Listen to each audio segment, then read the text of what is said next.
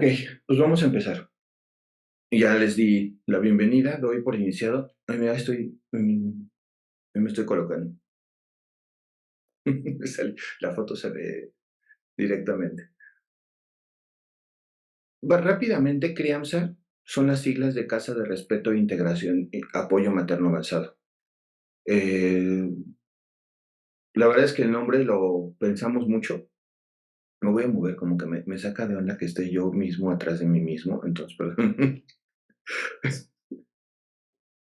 O sea, lo que les quiero comentar es que CRIAMSA, la educación es parte primordial de nuestra empresa. Sabemos y hemos visto con el paso del tiempo que cuanto mayor y más informada sea la gente que se atiende con nosotros, mejores son sus resultados al nacimiento. Y también nos damos cuenta que muchas veces la información que poseen o que obtienen no es no es la ideal. Hay mucha desinformación. La verdad es que hay muchísima información hoy, más que nunca. Y muchas de esas no están sustentadas científicamente o no están sustentadas principalmente no están sustentadas para que sea en beneficio de las pacientes. Es a veces en beneficio del médico, en beneficio del hospital y sobre todo que no se toman en cuenta muchos elementos que deberían estarse tomando en cuenta al momento de la maternidad. Y quiero retomar un poco la parte final del curso en el sentido de que no es fácil la maternidad y los primeros momentos, los primeros días, te das cuenta de que no es lo que soñabas, que es bastante más difícil, que cuesta mucho trabajo, que se adereza, se suma la, el cambio de hormonas que existe después de tener una tormenta y una gran cantidad de hormonas dentro de tu embarazo y de repente esas hormonas que te tenían estimulada y te tenían con mucha felicidad, de repente bajan mucho durante la placenta, cuando quitas la placenta, y entonces hay un cambio muy importante en esta parte. Vamos a ver, básicamente, insisto, parte importante de esto es que tengamos la educación, estamos buscando tener lo mejor en cuanto a educación. Vamos a hacer todo lo que necesitas saber sobre el embarazo, vamos a hablar desde la parte teórica, desde la parte práctica. Ustedes me conocen en consulta, soy Arturo Moyers, soy ginecobstetra de la UNAM y bueno, básicamente no quisiera como profundizar mucho más en los guayabazos, pero sí en poner que nuestra pasión, que desencadenó la inversión de tiempo, dinero y esfuerzo de este centro, justo es ofrecerle a las pacientes embarazadas un espacio de tranquilidad, de paz, de conocimiento, para que puedan tener los mejores resultados posibles en este proceso tan importante que es la maternidad. Porque sabemos, y una de las cosas que me voy a adelantar con respecto al final, es que en el momento que nace el bebé, también nace una mamá y también nace un papá, nace una familia. Y en este momento, al momento de que nacen, dejan de ser lo que eran antes. Ya cambia por completo. Y este proceso de transición puede ser muy difícil. Implica un duelo, siempre implica un duelo. Un duelo en el cual sabes que hay una pérdida, pero es un proceso de transición. Y prepararnos en ese contexto para nuestras pacientes, para nosotros hemos visto que aquellas pacientes mucho más preparadas tienen mejores resultados. Crianza tiene 3 años. Hoy en día está en un proceso de renovación porque originalmente estábamos destinados a pasar o estar en zona esmeralda y hoy la razón por la cual nos cambiamos a Mundo E es porque estamos buscando, no sé si va a ser totalmente en Mundo E, pero estamos buscando tener ese espacio en el cual no solamente se convierta en la consulta médica, no solamente se convierta en la atención desde el punto de vista del ultrasonido, sino también ofrecer ese espacio que necesitan las pacientes para partos naturales, pero mucho más hogareño. Entonces, eso es básicamente la historia de crianza y vamos a empezar ahora sí, con la presentación. Miren, entonces vamos a empezar con la parte de la teoría. Me voy a poner aquí abajo de la chica. Me voy a mover. La realidad es que el embarazo es un milagro. O sea, lo que se tiene que pasar para que una pareja se pueda embarazar es extraordinariamente amplio. No tienen ni idea de la cantidad de cosas que tienen que pasar para que una mujer pueda, para que una pareja pueda lograr embarazarse. ¿Qué tiene que pasar? Pues más o menos se han demostrado 100 o 150 pasos a nivel de desde el momento en el que llega el esperma. Entonces voy a hacer una pequeña recapitulación, porque muchas veces pensamos que no es, que es muy sencillo lo que tiene que pasar. Pero básicamente tiene que llegar esperma de buena calidad y cantidad. Para que exista esperma de buena calidad y cantidad, tiene que haberse producido en un ser humano, un varón joven, sano. No tiene que ser joven, pero tiene que ser sano. Y tiene que tener cierta cantidad. Entonces, este proceso de generar un espermatozoide son 73 días, desde que es muy pequeñito un espermatocito, chiquito, que se le llama espermatoblasto, hasta que realmente tiene las capacidades necesarias para lograr esto. Para fines prácticos, consideramos un varón joven, un varón sano, desde el punto de vista de la capacidad reproductiva, que tiene que tener cuando menos arriba del 5% de porcentaje de espermatozoides de buena calidad, que tengan su cola, que tengan la cauda, que tengan la cabecita, que no tengan malformaciones. 5%.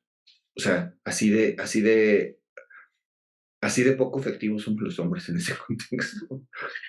Por eso tenemos que hacer 400 millones de intentos en cada eyaculación, porque la realidad es que no tenemos muy buenas posibilidades como machos de especie. Ahora, una vez que se deposita el semen dentro del cervix de la vagina, esta vagina tiene que tener unas condiciones ambientales adecuadas, ¿no? Tiene que tener un pH, una acidez adecuada. El esperma se va a ir a colocar dentro del fondo. Entonces ahí empezamos a tener los peros, ¿no? ¿Qué pasa, por ejemplo, si es una pareja o es una mujer que tiene un pH alterado? Este pH puede ser muy ácido para los espermatozoides y entonces puede aminorar la capacidad de los espermatozoides para que se pueda generar.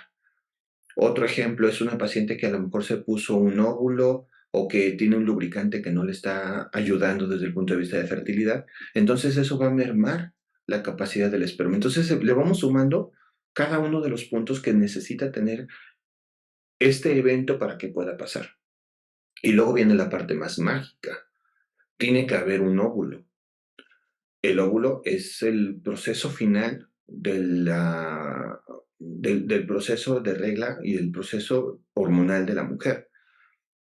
Ahora, para que pueda existir un óvulo, tiene que haber un montón de pasos a nivel del cerebro, en el cual voy a ser lo menos técnico posible para no aburrirlos, pero solo quiero que vayamos complementando la cantidad de cosas que tienen que pasar. El cerebro tiene una glándula que se llama glándula hipófisis. Es una glándula que está en el centro del cerebro, que es una de las más importantes. ¿Qué pasó? ¿No? Esta glándula hipófisis secreta una hormona, una prehormona. Esta prehormona se comunica con otra posthormona o postglándula que se llama hipófisis anterior dentro del mismo cerebro. Para que se den una idea, esta comunicación cuando la mujer está en proceso de los primeros momentos de su ciclo, tiene que liberarse 20 microgramos cada 60 minutos en pulsos. ¿Eso qué significa? Son momentos. Al punto al que quiero llegar es que si no se cumplen esos criterios, si no se cumple la cantidad de prehormona en ese momento, simple y sencillamente no se produce el efecto que se busca. Y el efecto que se busca es que crezca el folículo, que crezca el espacio, ese globito de agua dentro del ovario de la paciente donde se van a desarrollar los folículos. Si no se cumplen esos elementos, que puede ahí empezar a alterarse con estrés, por ejemplo, deshidratación. Yo les he puesto a muchas de nuestras pacientes el ejemplo que de las atletas, por ejemplo, si una mujer está en torneo de las Olimpiadas o en un torneo y ella es una atleta de alto rendimiento, la preocupación, el sometimiento tan intenso en cuanto al ejercicio de esta paciente puede evitar que estos pulsos se generen en ese momento para que se pueda lograr este crecimiento. Entonces, son muchísimos detalles que tienen que participar. Pero supongamos que sí se produce estos pulsos de prehormona, supongamos que sí se generó el óvulo. Después tiene que llegar otro momento en el embarazo, otro momento en el ciclo en el cual el cerebro le vuelve a mandar otra señal a la mujer para que se libere la ovulación, para que se libere el óvulo. Y aquí viene otra parte mágica. Porque resulta que el ovario, donde está el folículo, donde está el óvulo, y la trompa de falopio, que es la que comunica con el útero, están por separado. Entonces hemos visto en cirugía, se ha demostrado que para que pueda brincar el óvulo, para que pueda llegar la trompa de falopio tiene como una escobita que limpia, literalmente acaricia el óvulo, acaricia el ovario, y si se rompe el folículo, si se rompe el óvulo, este acariciar del ovario transporta el óvulo a la trompa de falopio. Entonces, tienen que darse otros pasos. ¿Qué pasa si la trompa de falopio está inflamada, por ejemplo, por enfermedades infecciosas? Pues simplemente no funciona. O justo infecciones crónicas de la paciente pueden llegar a que la trompa de falopio esté muy estrecha. Y al estar estrecha no pasa el óvulo, es un tubito así pequeñitito. Ahora, supongamos que sí se da. Ahora, supongamos que los espermatozoides tienen la suficiente capacidad, fuerza y potencia para llegar nadando desde la base, desde donde fueron depositados en la vagina, para que puedan llegar hasta la trompa de falopio. Por eso muchos chicos se van muriendo en el camino. O sea, al final solo es uno el que llega, ¿no? O sea, seguramente se acuerdan, si es que, o a lo mejor estoy sacando aquí el cobre del código postal de mi edad, pero la película esta de Mira quién habla, en la cual, pues se ve esta imagen en la cual van nadando y echando relajo los espermatozoides, es muy cierta, porque al final es solo uno el que llega, ¿no? Ahora, supongamos que sí se juntan. Supongamos que sí llega ahí en la trompa de falopio el óvulo y el espermatozoide. Bueno, tiene que darse otro proceso en el cual tiene que tener la capacidad de penetrar y colocarse. Supongamos que sí se logra y coloca y se juntan y entonces empiezan ya a intercambiar sus espermas. Empiezan a intercambiar sus códigos, su material genético, y eso es lo que nos da la variedad genética. Eh, En ese momento se empieza a dar la replicación de las células de este nuevo ser, pero todavía no está el embarazo. O sea, ya es un preembarazo. Pero este embarazo tiene que viajar, colocarse dentro del útero y meterse dentro del útero, dentro de la matriz. Sí y solo si se coloca es cuando empieza el proceso en el cual la multiplicación ya nos da lugar a que se haya dado un embarazo. Eso es la parte que no vemos. O sea, lo que sí vemos es a partir de que ya se implanta este embarazo y en ese momento que está implantado, en unos días empieza a liberar una hormona que se llama gonadotropina coriónica. Esta hormona es la que se detecta en las pruebas de embarazo. Y eso es hasta ese momento. Pero toda esa parte, todo lo que ya pasó, muchas veces nadie se da cuenta. Me ha tocado muchas veces estar con pacientes que no tienen un embarazo satisfactorio. O sea, que al final termina siendo un aborto. O sea, es algo común en mi consulta. Y es algo que me mueve mucho porque es algo, en mi caso particular, con mi ex esposa tuvimos dos pérdidas. Y entonces me hizo muy empático en este contexto. Y de ahí viene esta parte del milagro del embarazo, porque en el momento que ya sale la prueba positiva, ya pasó un montón de cosas y ya se dio ese milagro. Ya es un milagro. Tuvieron que pasar estos 25, 50 pasos que se cumplieran para que se diera. Obviamente en ese momento, pues muchas personas tienen una sensación muy desagradable con respecto a que se puede llegar a no generar el embarazo, pero ahí es donde mi obligación es decirles, a ver, el hecho de que hayas tenido una prueba positiva de embarazo significa que ya logramos todo esto. Ustedes como pareja ya lograron que pasar todo esto. Ya se cumplió.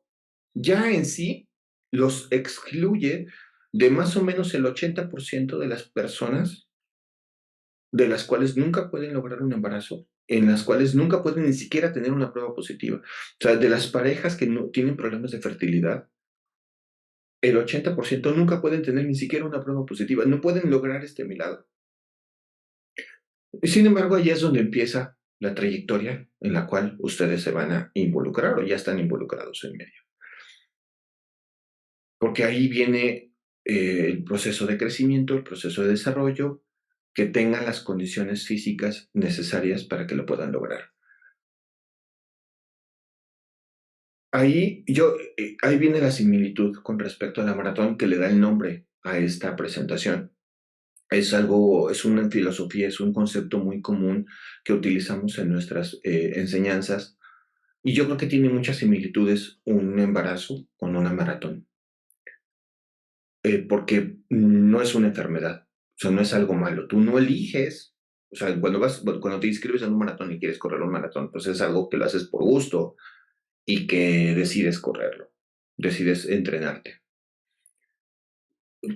Me parece la similitud de los kilómetros, ¿no? Los 42 kilómetros con las 40 semanas del embarazo.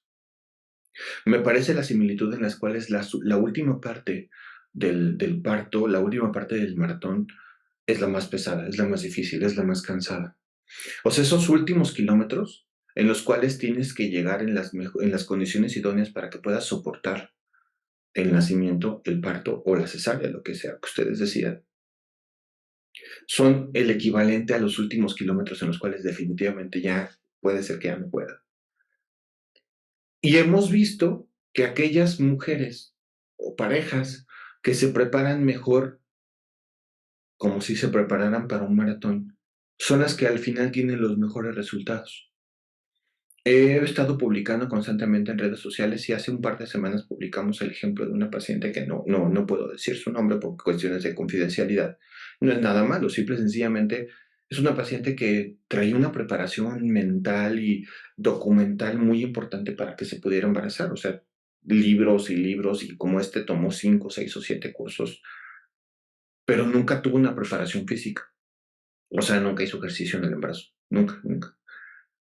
Y entonces, pues es como, o sea, a lo mejor sí estudias y te lees todos los libros que tienen que ver con el maratón y tienes que ver la técnica de correr y la zancada y tomas tus tiempos, pero pues si no entrenas físicamente, difícilmente vas a lograr esos resultados, ¿no? Entonces, de ahí el concepto de que para nosotros el embarazo requiere una preparación física, mental y emocional. La parte de crianza, pues te damos la preparación física desde el punto de vista del control prenatal, de la vigilancia, las vitaminas, el asegurarse que todo esté en buenas condiciones. La parte mental, tratamos justo estos intentos de conocimiento, de información es lo que queremos propiciar para que nunca deje de existir esta parte del nacimiento. Entonces, básicamente, eso es lo que concebimos como el milagro del embarazo. Una vez que se presenta el embarazo, una vez que ya está este huevito, así se llama egg, colocado dentro del útero, empieza un proceso inicial, valga la redundancia, empieza un proceso en el cual son momentos muy, muy difíciles y que pueden, ya que está el embarazo colocado, pueden llegar a tirar este embarazo. Yo le llamo los 4 momentos críticos del embarazo. Se los digo, yo le llamo porque no es algo que esté en libros, que lo vayan a encontrar en algún documento en internet o en algún artículo. Yo me lo inventé. Yo me lo inventé porque me funciona mucho para tratar de explicar el cómo, este concepto. No son malos, los momentos críticos del embarazo no son malos, son, son momentos en los que pasan muchas cosas y alguna de ellas puede salir mal. El primer momento es la concepción. La concepción es el momento en el cual se une el óvulo con el espermatozoide, como les había comentado. En ese momento se da un intercambio de los genes del óvulo y del espermatozoide, que es lo que nos da la variedad a los seres humanos, es lo que nos hace parecernos a nuestros familiares, pero ser únicos. En este intercambio de genes, alguno de ellos puede salir mal, uno de esos cientos de intercambios de genes. Y esa es la causa, cuando hay un intercambio erróneo de genes, es la causa de la mayoría de las veces que existe una alteración o un daño y una pérdida del embarazo. Se los comento ahorita sí, porque cuando llega a pasar esta situación, muchas personas me dicen, oye, va a volver a pasar, o cuando existe alguna malformación, algún problema en el embarazo, piensan que es algo que ya traen, que tenemos genéticamente colocado en nuestro cuerpo, cuando la realidad es que no es así. La mayoría de las ocasiones son errores propios de la naturaleza en este intercambio de genes. Y estos errores propios de la naturaleza, la propia naturaleza se da cuenta de ellos, los identifica y no permite que avance el embarazo. Entonces, eso nos excluye de la culpa de yo qué hice, qué dejé de hacer, me fumé esto, me fui de fiesta y eso causó el aborto. Entonces, esa es una parte que me gusta mucho utilizarla con fines de tranquilidad para nuestras pacientes. Entonces, si llega a haber un error en ese momento, el propio sistema inmunológico del cuerpo detecta cuando hay un problema y no permite que avance el embarazo. El segundo momento crítico del embarazo es la implantación. Es este momento en el cual, ya que migró este huevito, se coloca dentro del útero, se implanta, se mete. ¿Por qué es un momento crítico? Porque no todos los embarazos se colocan y se implantan dentro del útero. Puede haber la posibilidad de que se implante en otro lado. Hay casos extraordinarios, así, verdaderamente extraordinarios, en los cuales se implanta, por ejemplo, en el hígado. O sea, ha habido casos extraordinarios. Obviamente, los embarazos que no se implantan dentro del útero normalmente son incompatibles con el avance. Y esto se llama embarazo ectópico y es algo bastante común. Ectópico es fuera de lugar. La zona más común, y por eso es importante considerar lo que les había comentado previamente, la parte más común donde se coloca el embarazo ectópico es en la trompa de falopio, ahí donde, justo donde se unieron el óvulo y el espermatozoide. Si esta trompa de falopio tiene características de que está muy cerrada, no permite que avance el embarazo y ahí se desarrolla. Una estructura tubular equivalente a algo por el estilo como un cable de teléfono es demasiado pequeño como para alojar un embarazo. Entonces, lo que normalmente pasa es que se rompe, explota y casi siempre se convierte en una urgencia médica, una urgencia quirúrgica, que requiere muchas veces una atención inmediata para que se pueda resolver esta situación. Por eso es un momento crítico. Y la razón por la cual es importante que de las primeras consultas del embarazo sean días o cuando mucho 2 semanas después de que tengan la prueba positiva, es para identificar dónde está colocado el embarazo, si sí está colocado dentro del útero. Una vez que se genera la implantación, ya que se logró estos primeros 2 momentos críticos del embarazo, el tercer momento crítico es el desarrollo de los órganos más importantes.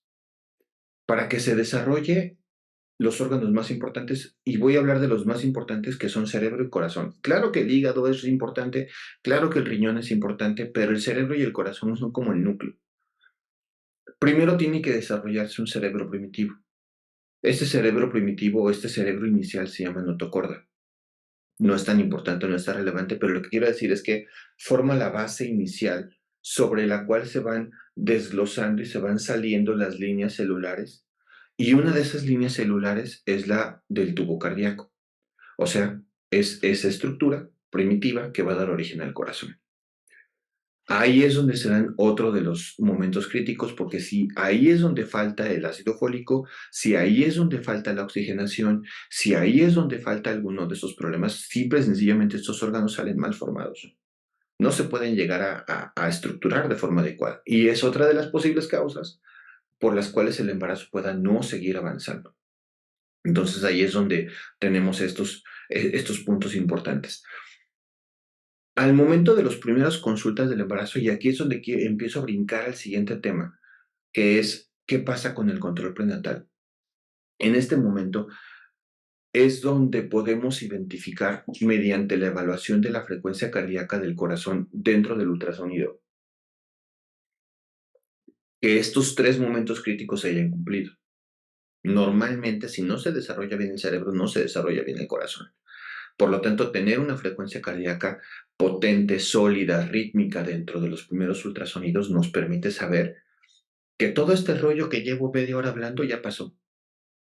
Y que muchas veces ahí es donde empieza para las personas que no se dedican a esto, este, algún elemento. No, no se está parando más, asegúrate que esté grabando. Sí, perdón. Ok. Bueno, y el cuarto momento crítico es el desarrollo de la placenta. Al principio del embarazo, el bebé, la circulación del bebé, la nutrición del bebé no se da a través de la placenta. La placenta se empieza a formar adecuadamente a partir de la semana 12. Y es un momento crítico, pues porque la placenta se va a convertir en ese elemento trascendental para el desarrollo del embarazo. Le va a dar nada más todos los nutrimentos y toda la circulación que necesita para que se desarrolle el bebé. Y algunos problemas en la generación de la placenta pueden desencadenar en enfermedades al futuro en el embarazo. El principal problema o la principal enfermedad que se presenta en la placenta o asociada a la placenta es lo que corresponde con la preeclampsia. Resulta ser, pues que tengo en mi consulta, es obvio, pues muchas más pacientes latinas. Bueno, resulta que las pacientes latinas tienen más o menos el doble de riesgo de tener preeclampsia que las pacientes, por ejemplo, asiáticas. Hay características dentro de nuestros elementos étnicos que provoca que no es misógino, pero así se maneja, o sea, nuestras hembras, las hembras mexicanas, las hembras latinas, tengan mayor predisposición a generar preeclampsia. Y tiene que ver con el desarrollo de la placenta. En este momento es muy importante que tengan las condiciones óptimas de nutrición, de alimentación, porque aquí es donde se puede llegar a propiciar que exista la preeclampsia. La preeclampsia, lo vamos a ver un poquito más adelante, es una enfermedad en la cual aumenta la presión de la mujer embarazada y desafortunadamente no se cura. La única forma de curar la preeclampsia es terminando el embarazo. Entonces, a veces se hace un estado muy grave porque es muy temprano, no necesariamente porque la presión alta es muy alta, sino porque es muy temprano en el embarazo. Por lo tanto, el buen desarrollo de la placenta se convierte en el cuarto momento crítico. Y la mayoría de las veces, insisto, no lo vemos hasta que ya está en los primeros ultrasonidos. Entonces, estos cuatro momentos críticos nos ponen en un contexto en el cual empieza estos cuidados prenatales. Más o menos aquí tenemos hasta la semana 10 y para fines prácticos de lo que tiene que ver con el control del embarazo, corresponde con las primeras dos consultas, solo con las primeras dos consultas. Y viene la siguiente parte teórica con respecto a qué va a pasar, qué tenemos que cuidar desde el punto de vista del desarrollo del embarazo. A partir de este momento dividimos el embarazo en embarazo temprano, en embarazo intermedio, embarazo tardío. No puedo hablar de los trimestres, porque la realidad es que para cuando la placenta está desarrollándose ya se acabó el primer trimestre, las primeras 12 semanas. Entonces yo prefiero hablar de un embarazo temprano que implica desde las primeras pruebas del embarazo, las primeras pruebas positivas, justo hasta que se cumple este punto en el cual sugerimos hacerse ese primer estudio que se llama ultrasonido estructural del primer trimestre. Ariana, ya lo pasaste, Janet todavía no está en esa parte, pero para allá va. Y el objetivo aquí es que este primer ultrasonido estructural analiza que todo esto que vimos, estos cuatro momentos críticos, se hayan cumplido cabalmente. Entonces, este embarazo temprano, aquí es donde la obligación del médico, de la paciente, es tratar de buscar todo lo que se necesita para hacer un diagnóstico oportuno. Aquí es donde los elementos básicos que tenemos que cumplir desde el punto de vista de la obligación del médico y de la paciente son hacer los estudios básicos de sangre y de orina para la mamá e identificar si la mamá tiene algún problema. Los estudios básicos de sangre y de orina nos van a permitir saber cómo está la función de los órganos principales, cómo está funcionando el metabolismo, cómo está funcionando el cerebro, cómo está funcionando el hígado, cómo está funcionando el riñón. Esos son los estudios básicos, ya ambos se los hicieron. No tiene mucho caso meternos en partes muy técnicas, pero el objetivo de las primeras semanas es determinar eso. La segunda parte es evaluar el embarazo. Y este ultrasonido estructural del primer trimestre, esta evaluación estructural del primer trimestre está diseñada para analizar tres cosas importantes. Punto número uno, le va a poner fecha al embarazo. Determinar la fecha del embarazo es trascendental al futuro, al final del embarazo. Y durante todo, porque para nosotros es muy relevante saber si lo que estamos midiendo, evaluando, en qué lo cotejamos con la edad gestacional y podemos tener diagnósticos. Entonces, los médicos fetales que van a hacer este primer estudio, lo primero que van a hacer es tener una medida de la cabeza a las pompis del bebé o de la cabeza a la cauda. Por eso se llama longitud cefalocaudal o cráneo-cauda. Esta medida determina con precisión y es la que en ese momento en el cual se establece la edad del bebé, la edad gestacional. Entonces parece ser una sola medida que tarda 2 segundos, pero la realidad es que es uno de los elementos más importantes del embarazo, para lo cual los médicos fetales tienen que entrenarse durante cuando menos 6 meses. Tienen que tener cuando menos 6 meses de preparación para que esa medida se tome bien, porque 1 milímetro puede representar una diferencia vital al momento del nacimiento. Puede representar la diferencia entre que sea prematuro y no sea prematuro. Entonces, los médicos fetales tienen que prepararse 6 meses para tener esta medida de forma adecuada. Así de importante es. Un segundo punto que se va a analizar en este ultrasonido estructural es justo el análisis de la detección de marcadores cromosómicos. Parece que trabalenguas, pero lo que quiero decir es que este médico fetal, en nuestro caso es la doctora Carolina, va a medir distintos puntos dentro del bebé. Estos puntos se llaman marcadores ultrasonográficos. ¿Cuáles son esos puntos? Más o menos son 12, no tiene mucho caso técnicamente hablarlos, pero se mide, por ejemplo, una medida, un repliegue de piel de la nuca del bebé, se llama translucencia nucal. El volumen de esta medida nos permite tener este primer marcador cromosómico. Otro marcador cromosómico es la longitud y la presencia del hueso de la nariz. Otro marcador cromosómico es la presencia de una onda de flujo dentro del corazón. Son cuestiones muy técnicas, pero el objetivo de esto es que tengamos medidas, números. Esos números se colocan dentro de un software y este software analiza en conjunto con la edad de la mamá, la etnia de la mamá, el peso de la mamá, la presión de la mamá y se van sumando puntos que van llenando una tabla, lo cual literalmente se hace un cálculo estadístico y nos va a determinar la posibilidad de que el bebé tenga alguno de los tres síndromes cromosómicos más utilizados, más comunes en el mundo, que es el síndrome de Down, el síndrome de Edwards y el síndrome de Patau. Son cuestiones técnicas, pero al fin y al cabo son alteraciones en los cromosomas del bebé, en los cuales pueden llegar a determinar alguna de estas tres enfermedades. Entonces, este estudio nos va a permitir tener esta certeza, nos va a permitir tener una predicción de si es posible que este bebé tenga o no tenga alguna de estas enfermedades. Y el último y tercer elemento que se va a ver en el desarrollo de este estudio, de este primer trimestre, de esta evaluación del primer trimestre, es el análisis de la circulación del útero. La matriz tiene dos vasos sanguíneos a los lados que nutre de sangre tanto a la matriz como al bebé.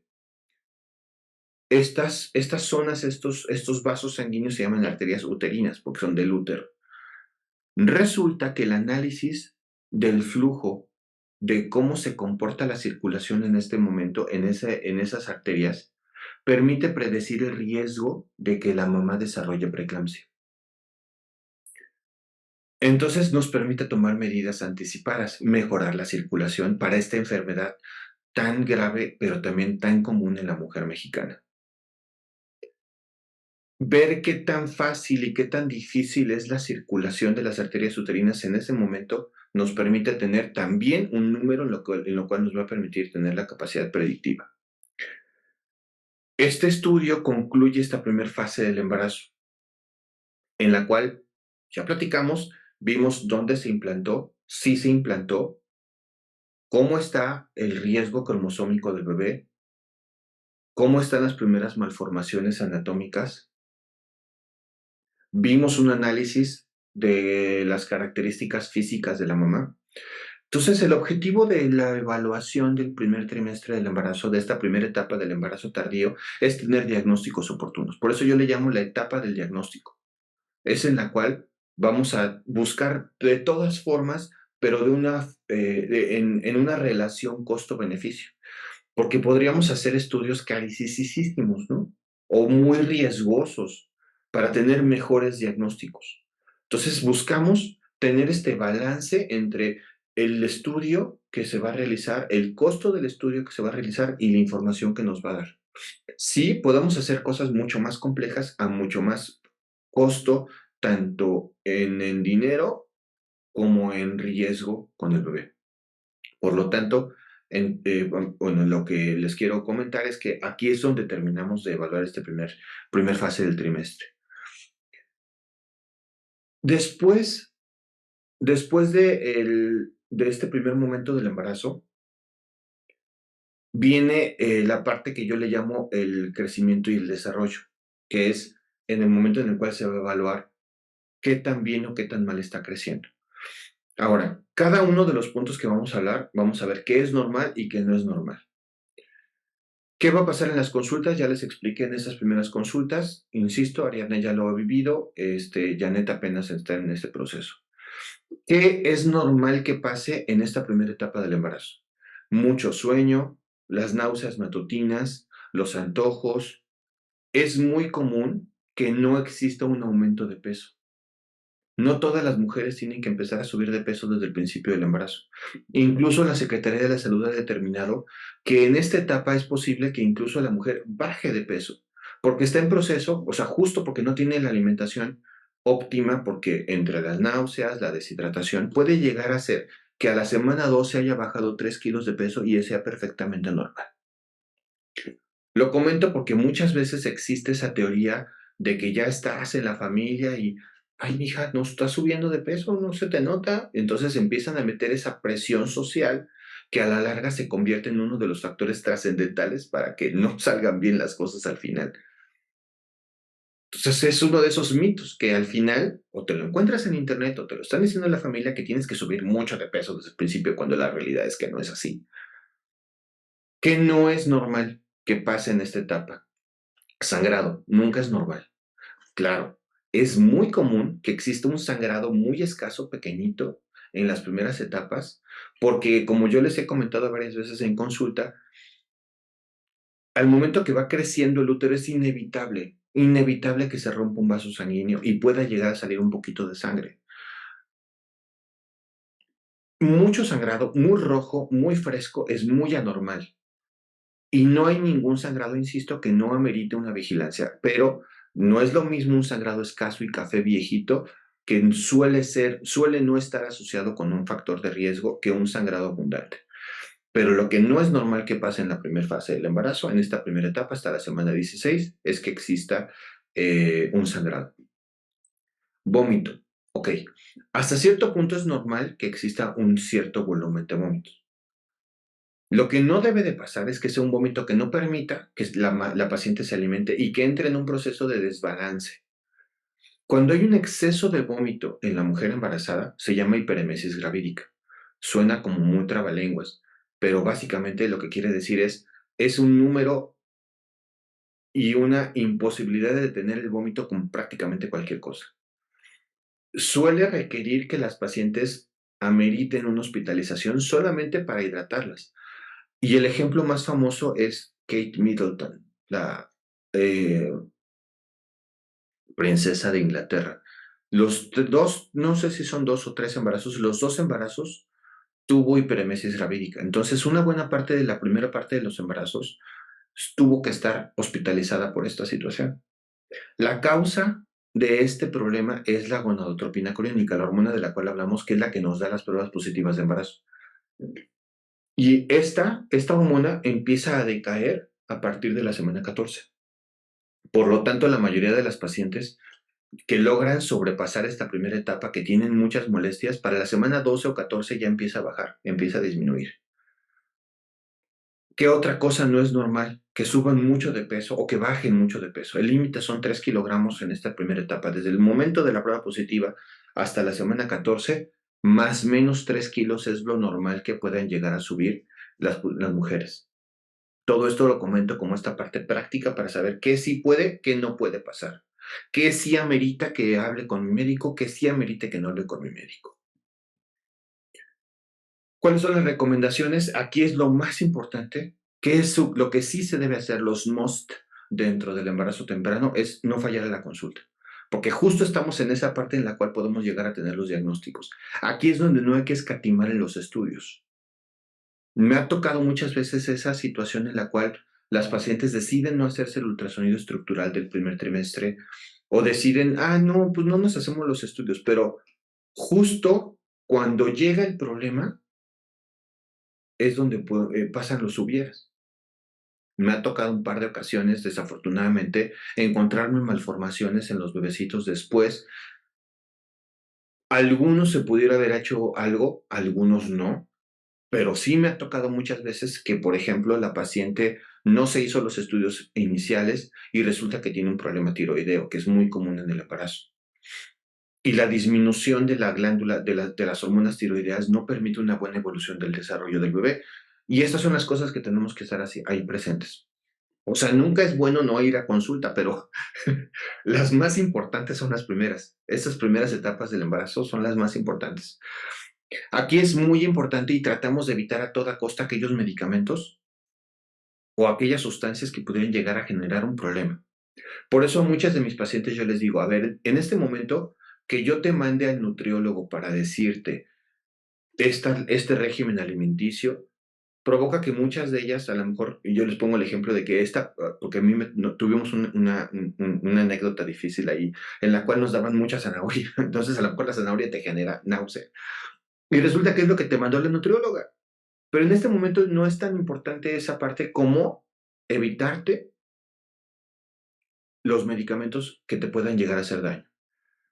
El objetivo aquí es no enfermarse, no intoxicarse. Por eso incluso en muchos de los casos ya no es tan recomendable dar multivitamínicos hasta que pase esta primera etapa del embarazo. Por lo tanto, desde el punto de vista de alimentación, yo prefiero decirles a la paciente, come como tú quieras, lo que tú puedas, más que nada, más que quieras, lo que tú puedas, y evita enfermarte, evita enfermarte. Por lo tanto, esta triada que les comento de no exótico, no callejero y no crudo, son las 3 puntos más fáciles de entender de qué pudiera llegar a tomar la decisión en el momento de la alimentación. Un tip para, tal vez a Ariadna ya no le funcione, pero a Janet sí, ¿cuáles son los alimentos más vomitigénicos? O sea, que generan más vómito y otros que no. También son 3 puntos. Frío, seco y salado genera menos náusea y vómito que caldoso, dulce y caliente. Entonces, mucho mejor frío, seco y salado. O sea, galletas saladas, pasta fría, alimentos fríos, son aquellos que coinciden con que tengan o generen menor riesgo. Por eso las anécdotas de que hay pacientes que yo como aceitunas, ¿no? Y con eso me quita la molestia. O paletas de chamoy con helado de limón. O sea, esas anécdotas son muy comunes en las mujeres embarazadas porque combinan estos 3 elementos. Entonces, caldoso, caliente y dulce son los que generan mayor posibilidad de náusea y vómito. Por lo tanto, en la alimentación tiene que ser evitar enfermarse. Por último, el ejercicio. El ejercicio desde este momento es muy importante. No es momento de que si no habías hecho nada en tu vida de ejercicio, digas, ahora voy a entrenar 3 horas al día. O sea, no es el momento de sobrepasarse. Pero sí es un momento de que si no habías hecho nada de ejercicio, cumplas con esta recomendación de 2 tipos de ejercicio. Tiene que ser un ejercicio de fuerza y tiene que ser un ejercicio aeróbico. El ejercicio de fuerza, la mejor recomendación que existe con evidencia científica con respecto a el incremento de la mejoría de riesgo es yoga prenatal. El yoga prenatal no solamente te mejora el balance, te aumenta la fuerza del núcleo del cuerpo, de estos músculos que están en el centro del cuerpo, los cuales pueden llegar a propiciar que tengas mejores condiciones para pujar, si es que vas a querer tener un parto. Reduce el riesgo de preeclampsia. Entonces, 2 clases de yoga a la semana son importantes, son una extraordinaria recomendación para quien no está acostumbrada a tener ejercicio, más caminata semanal. Hay que caminar entre 150 y 200 minutos por semana.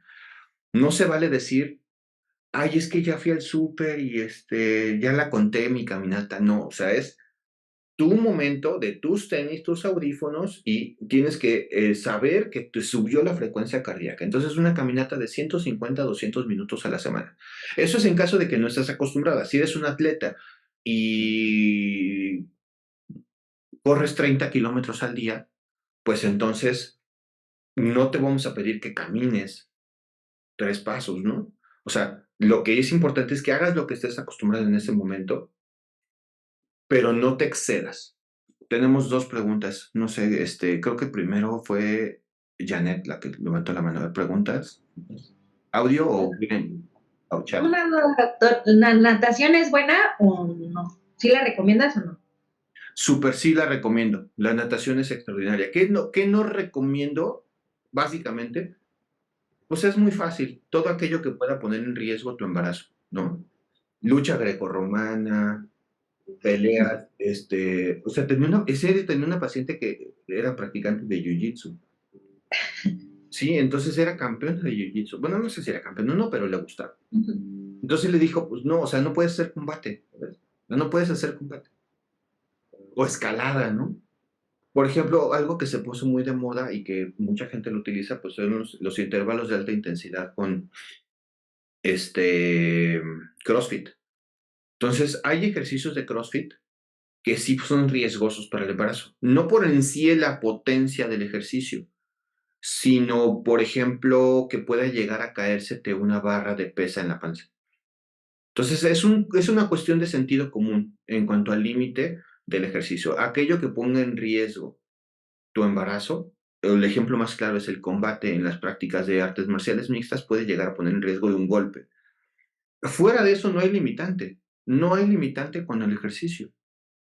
Esta situación me la he peleado cientos de veces con nuestras pacientes, no con los pacientes, cuando voy a congresos, esta parte, hay muchos médicos, sobre todo los más viejitos, que no les gusta y que les tienen el mito de come por 2 y descansa por 3, o que las mamás te ven haciendo ejercicio y ¿cómo? O sea, son mitos. No hay, repito, no hay un elemento que se relacione mejor con un desenlace prenatal que una buena condición física. De ahí la base de nuestro blog de hace 15 días. Donde he visto los mejores resultados prenatales son en las pacientes que tienen mejor preparación física. No es que no importe lo mental, no es que no importe lo emocional, pero he visto que a las pacientes que se preparan físicamente les va mucho mejor. Y esto, el ejercicio es trascendental. Sí contesté, Janet. Gracias, Sí. Doc. Natación, sí. Ariana, ¿qué te gustaría platicarnos? No, nada más comenta que tienen que subir la frecuencia cardíaca. ¿Hay algún mínimo de frecuencia que tenemos que llegar durante las caminatas? Es muy buena pregunta. Hay un mínimo y un máximo, ¿ok? Esto se le llama esta evaluación de las zonas. Las zonas son estos momentos en los cuales tú estás en proceso de hacer ejercicio y es la cantidad de frecuencia cardíaca. Voy a describirlo rápidamente, una cuestión bastante técnica. Y después de esto tengo que hacer una pausa para verlo de la cámara. Y ahorita seguimos con el final. La frecuencia cardíaca típica de un ser humano es entre 60 y 100 latidos por minuto. ¿Sí? Para saber las zonas de la frecuencia cardíaca tenemos que calcular la frecuencia cardíaca máxima de un ser humano. ¿Cómo lo sabemos? 220 menos la edad. Voy a poner el ejemplo mío, aunque no quisiera que supieran mi edad, pero voy a poner el ejemplo mío. 220 menos 44 son, ¿no es el cálculo? Son como 178, más o menos. ¿No? 176. Esa es mi frecuencia cardíaca máxima. Ese es mi 100%. Ese número lo van a multiplicar por 0.7 o 0.8. Entonces, 0.7 es 123 latidos por minuto. 0.8 debe ser como por ahí de 142. 140. La frecuencia que deben de lograr es un mínimo de 123 de forma constante y un máximo de 140. ¿Qué pasa? Porque es muy difícil a menos que seas un gran atleta. ¿Qué pasa si se te pasa la mano y resulta que sí te fuiste al CrossFit y que sí te subió a 150? No pasa absolutamente nada siempre y cuando no se ha sostenido más de 10 minutos. Ahora, la forma más práctica es qué tan exhausta te sientes. Más o menos una frecuencia cardíaca máxima arriba del 80% al 100% es, ya te falta mucho el aire. Eso no debe de durar más de 5 minutos, porque eso significa que le estás robando circulación al útero. ¿Ok? Entonces, desde el punto de vista muy técnico, la pregunta de Ariana es, no deberían pasar entre el 70 y el 80, no deberían moverse del 70 al 80% de la frecuencia cardíaca durante el tiempo que estás haciendo ejercicio. Si estás por debajo, no estás haciendo ejercicio. Si estás por encima, puede llegar, en caso muy que dure mucho tiempo, puede llegar a reducir la circulación. Entonces hay que hacer ese cálculo. En tu caso, Ariana, más o menos deberías mantener una frecuencia cardíaca más o menos estable. Calculo entre 125 y 142 latidos por minuto durante tu etapa de ejercicio aeróbico. Aeróbico. Es un poco más difícil medirlo cuando estás nadando, Janet, pero sí se puede. ¿Ok? Sí se puede con tu reloj o con la banda, o simple y sencillamente aprender a medirlo, con a lo mejor que entre 2 o 3 vueltas aprender a medirlo. Y no tiene que ser tan estricto. La realidad es que con que hagan ejercicio es suficiente, pero la recomendación ya muy puntual es esta. ¿Sí contesté tu pregunta? Ok. Sí, gracias. Entonces, me voy a mover aquí porque ya estoy tapando al texto. Ahora voy a estar con el bebé.